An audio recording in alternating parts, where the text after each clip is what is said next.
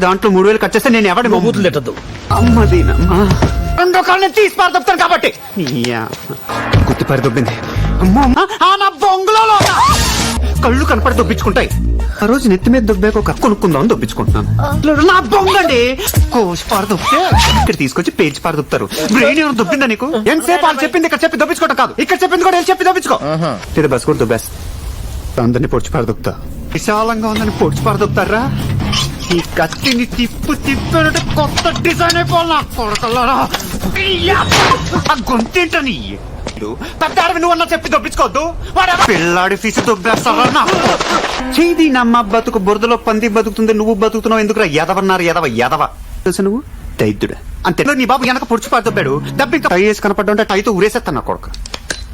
ముందే చెప్పి ఎవడొచ్చాడో ఎందుకు వచ్చాడో కట్టైపోతావు. దింపి పారదొప్తా.